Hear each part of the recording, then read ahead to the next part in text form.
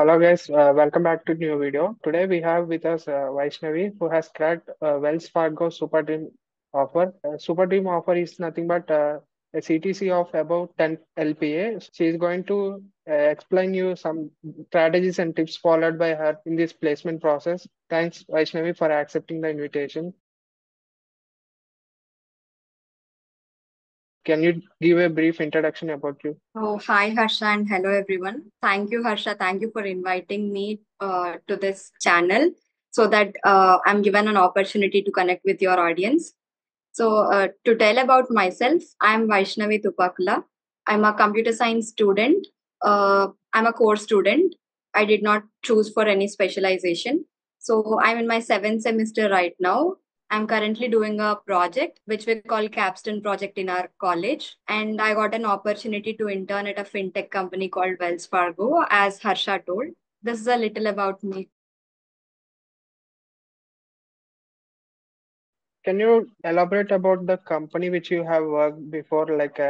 What is the domain of the company and what are the services provided by the company? Sure, Harsha. So, as I told, I worked for Wells Fargo. So, my internship period was a 2 months internship period there.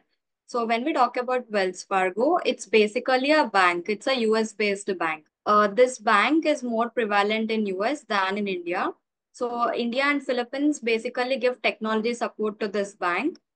This bank offers all the services like wealth and investment banking, consumer banking, corporate and investment banking. So all the services generally a bank offer are offered by Wells Fargo. The only difference is that it operates in US majorly. It is not operating in Philippines. We basically give them technology support. Okay, so as you told that the company is a banking company, so what is the role you are hired for, and can you explain about your role in the company? Sure. I was an intern analyst there. This year, Wells Fargo hired around 270 interns. So all these 270 interns are given the role of an intern analyst there. But our projects are not directly related to our role. All these interns are splitted into different groups, and then each group is given a specific project. But this project allotment is not based on our area of interest or area of expertise. It's just randomly given to test our expertise and the way we handle different projects and to check our flexibility to different projects. I worked on a DevOps project. I was assigned to a team called Technology for Chief Operating Office, where Wells Fargo calls it as TCO. So my project was about laying down a DevOps pipeline. Can you elaborate DevOps on which platform it is built on? It's basically a DevOps pipeline for implementing database changes against a database. It's basically development of a database change management tool. Coming to next question, you are from Epsilon batch, right? So what differences are any differences which you have experienced in the college in this hiring process comparing to VIT tripling batch? No, I didn't. I heard people having assumptions that there's some kind of difference between the multiple batches that are running in our college. But to my personal experience, I never faced any such difference. And I feel VIT is it's equally giving opportunity to every individual. So basically, if you enter college, VIT treats everyone as a VITN. So that's what I noticed. And I feel VIT never differentiated people. We are the first batch in EPSET, so we can give better clarity to the students who are joining in the EPSET this year Yeah. or in upcoming years. Coming to next question, what is the impact of CGPA in the hiring process? It's really a great question. So, coming to CGPA, my CGPA is around 9.7 now. So, I would say CGPA is very important at this point of time because right now the condition is really worse. You might know it better. We have very less number of companies visiting us, and the competition is really high. So, CGPA is the thing that differentiates us from the rest of the crowd. Let's say if you talk about a company specifically, few companies even set a barrier that they will only allow people above 8 CGPA or 9 CGPA for placements. When specifically talking about Wells Fargo, people who usually have CGPA above 9 are shortlisted to this company in VIT. And when I ask my co-interns at my workplace, even their CGPA is above 9 in most of the cases. So it is recommended that you maintain at least CGPA above 9 at this point of time. Yeah, most of the companies coming for super dream offers are expecting above 9 CGPA to get even shortlisted for the hiring process. Yeah.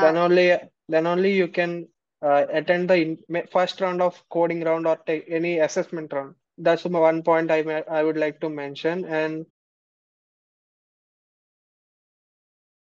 coming to the experience in this company, like you have worked as a summer intern for 2 months, right? So how is the experience? How is the working place, and how are the colleagues there? So, Wells Fargo in India operates in three different locations.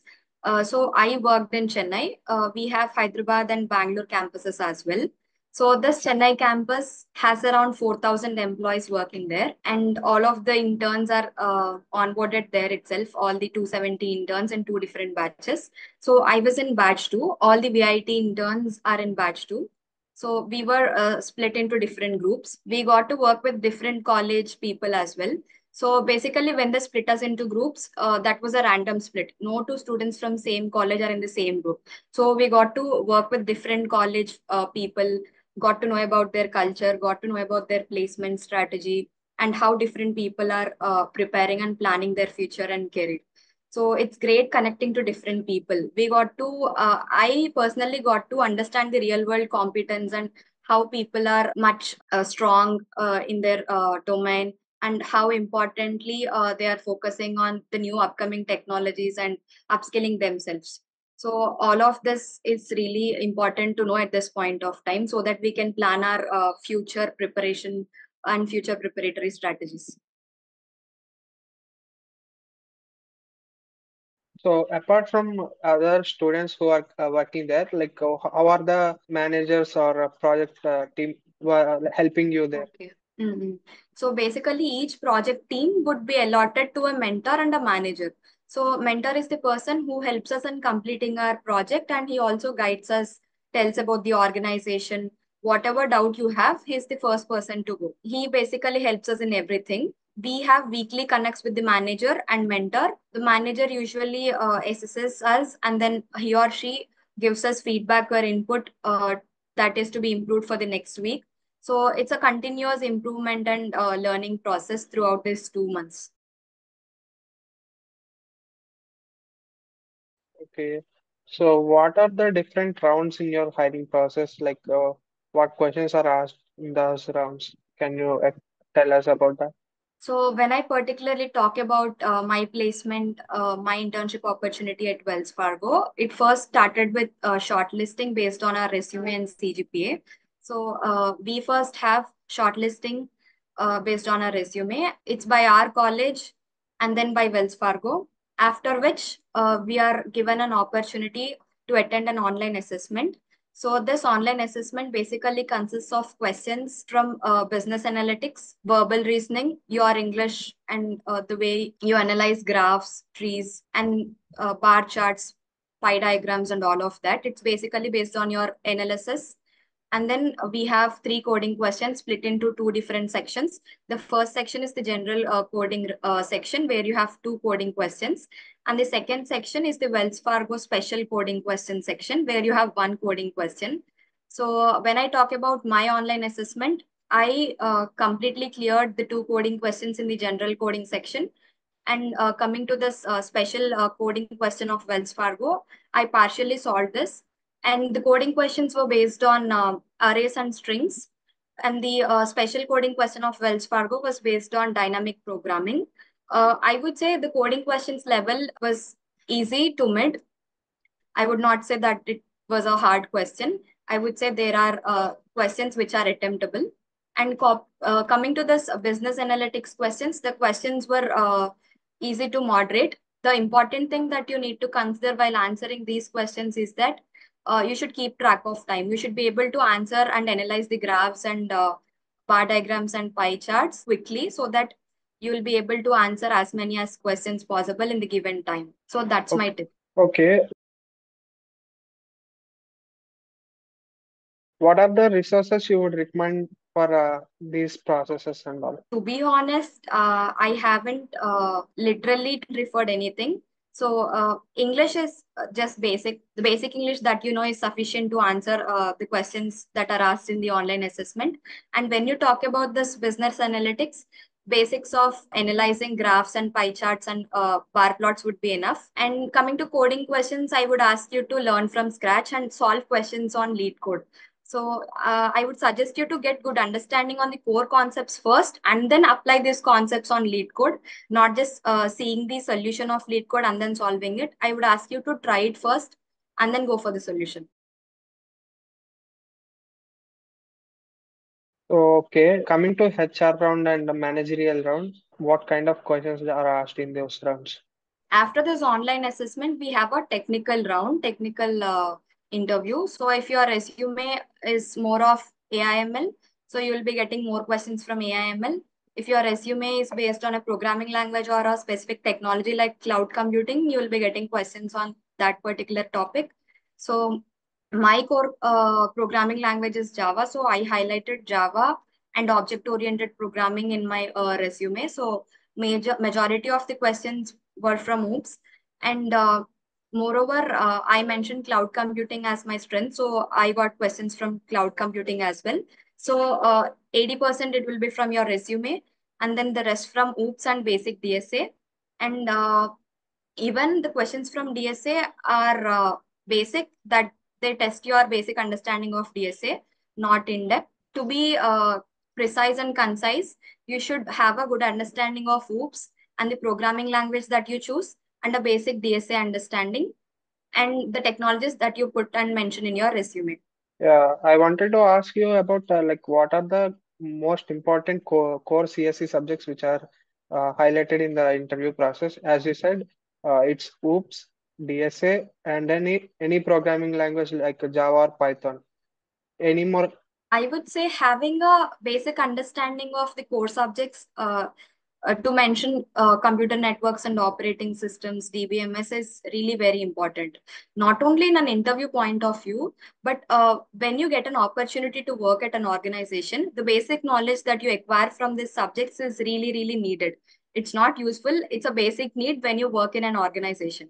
So I would say just don't read for an interview point of view, but understand the concepts better. I would also ask you not to go in depth into these theory subjects, but I would ask you to gain a basic understanding of the subjects. Let's say if you're talking about OS, then you should know about multi-threading, page replacement algorithms, and how does the operating system work? How do you restart it? All of these are basic things, right?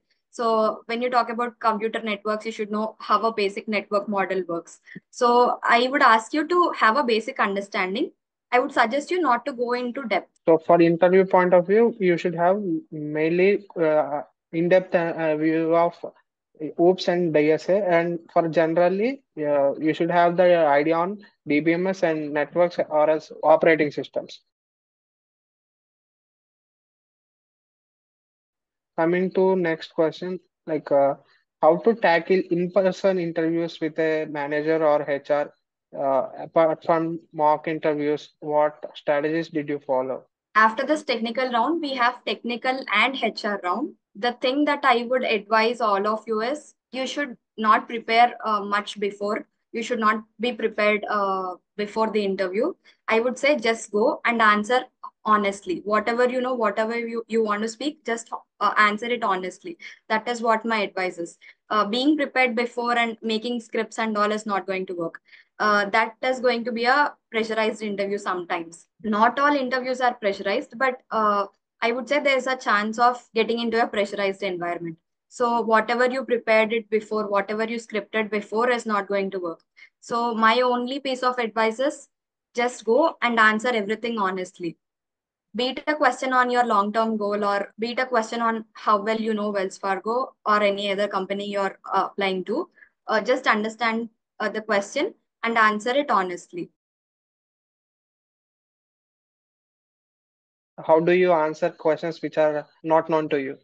When I'm given a question related to a technical subject and I'm unaware of that concept, if I know something related to that concept, I will add it And I will say him or her that I will say the recruiter that I am unaware of this topic, and I would revisit that topic again.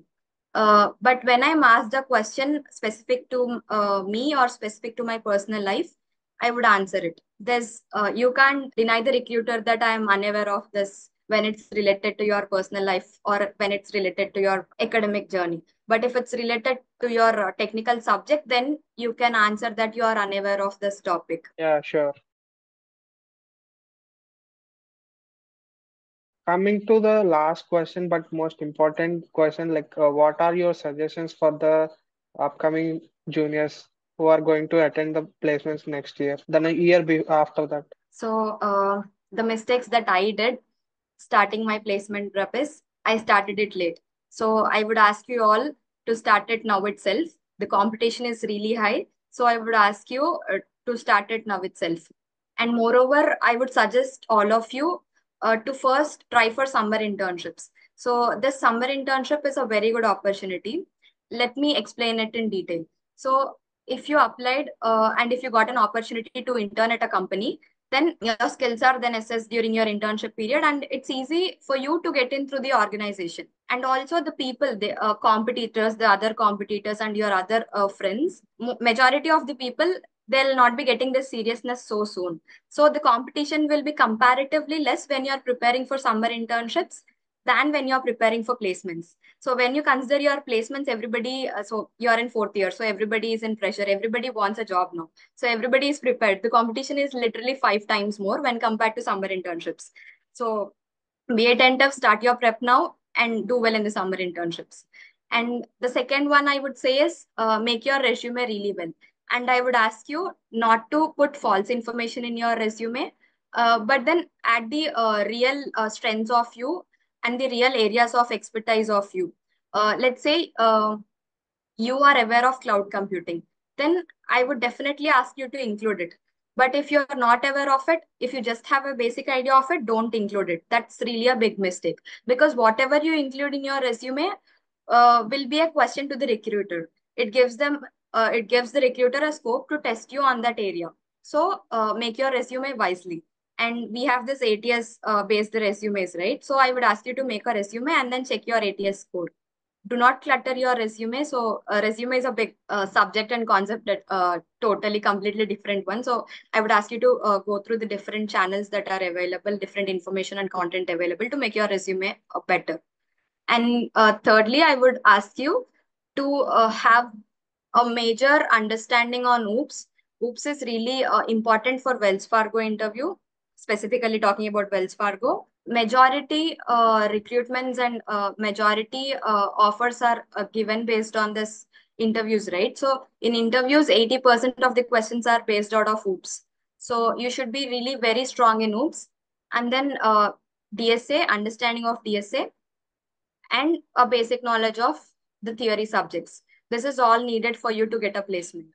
Coming to my advice is don't put anything in your resume unless you know about it. If you don't know about it, if a recruiter asks the same question on it, you would be in trouble. Kindly add only whatever is known to you.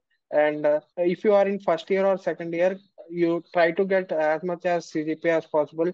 If you get 9 or 9 above, it would be great helpful for you in the process. And one more thing is, if you have CGPA less than 9, kindly prepare for the interviews from now. And if you are not able to get CGPA, that's not important. We can't help now itself to get CGPA more than 9. So kindly focus on the skills aspect, leave about CGPA.